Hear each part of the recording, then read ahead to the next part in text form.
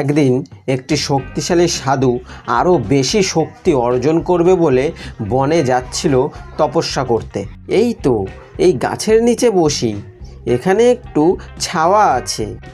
তারপর কিছু সময় গাছটার নিচে বসে তপস্যা করার পর ওখানে একটা বানর চলে আসে।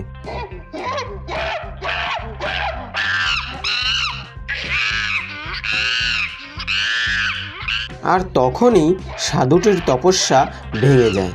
না, এই বানরটা মনে হয় আমাকে তপস্যা করতেই দেবে না।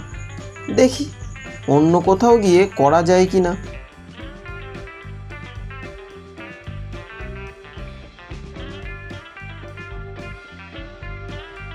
তারপর সাধুটি অন্য এক জায়গায় গিয়ে আবার তপস্যা শুরু করে।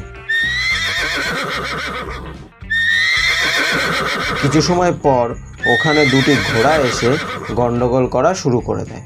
তখন আবার সাধুটির তপস্যা ভেঙে। না, এভাবে তো হবে না, আমাকে একটা জায়গা খুঁজে বের করতে হবে যেখানে কোনো মানুষও আসবে না, আবার কোনো পশু পাখিও আসবে না। কিন্তু এমন জায়গা পাই কোথায়? এই তো পেয়ে গেছি। তারপর সাধুটি হাঁটতে হাঁটতে একটা গুহার পাশে গিয়ে তপস্যা করা শুরু করে দিল। কিছু সময় পর গুহা থেকে একটা বাঘ বেরিয়ে আসে। দেখে যে একটা সাধু তার গুহার পাশে বসে তপস্যা করছে। আরে, এরকম বলদ মানুষ আমি তো কোনোদিন দেখিনি। এ নিজেই আমার শিকার হতে চলে এসেছে। আমাকে তো কোনো কষ্টই করা লাগলো না। বাঘমামা, আমি যে সময় এসেছি দেখছিলাম তুমি ঘুমাচ্ছিলে। তখন তোমার ঘুম ভাঙানো আমার একদমই উচিত মনে হয়নি, তাই আমি এখানে তোমার জন্য অপেক্ষা করছিলাম। তোমার সাথে আমার বেশ কিছু কথা আছে। আমার সাথে আবার কি কথা আছে তোমার? আমি আমার শিকারের সাথে কোনো কথা বলি না, যা বলে আমার পেট বলে। আসো, তোমাকে আগে আমার পেটে পাঠাই, তারপরে তুমি যত খুশি আমার পেটের সাথে কথা বলবা, ঠিক আছে?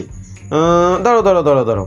কিন্তু আমি যে কথা বলছি সেটা তুমি বুঝতে পারছো কি করে?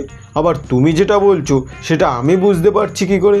কিন্তু আমি যে কথা বলবো তাতে তোমারই লাভ আছে। কিন্তু আমার লাভ? কি কথা বলো দেখি।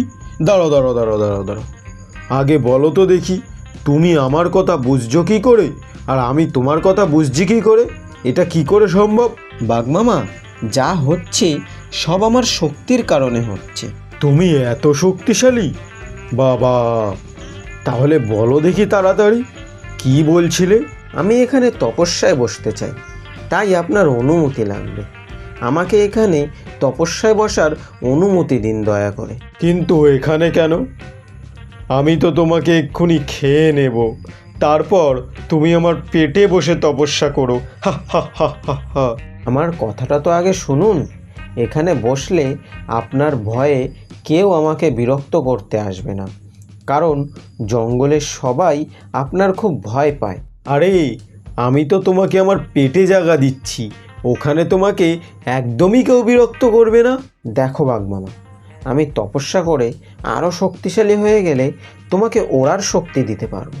তারপর তুমি আকাশে উঠতে পারবে, আর তুমি পৃথিবীর একমাত্র এমন বাঘ হয়ে যাবে যে আকাশে উঠতে পারে। তাই?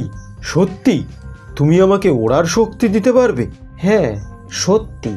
তুমি তো যে কোনো কিছু খেয়ে তোমার খিদে মেটাতে পারবে, কিন্তু যে কোনো কেউ তোমাকে তো ওড়ার শক্তি দিতে পারবে না। ঠিক আছে, তুমি বসে তপস্যা করো, তারপর আমাকে ওড়ার শক্তি দেবে। আর তুমি যদি আমাকে ওড়ার শক্তি না দিতে পেরেছো, তাহলে কিন্তু আমি তখনই তোমাকে খেয়ে ফেলবো, ঠিক আছে? হ্যাঁ বাবা, ঠিক আছে।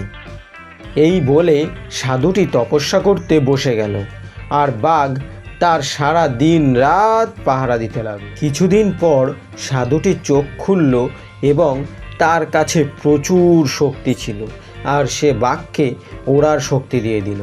তারপর বাঘের সারা জঙ্গলে বিশাল নাম ডাক হয়ে গেল।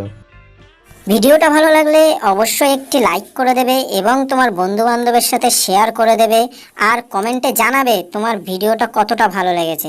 আর চ্যানেলটাকে এক্ষুনি সাবস্ক্রাইব করে পাশে থাকা বেল আইকনটাকে প্রেস করে দাও, যাতে নতুন কোনো ভিডিও আসলে সবার প্রথমে তুমি দেখতে পারো।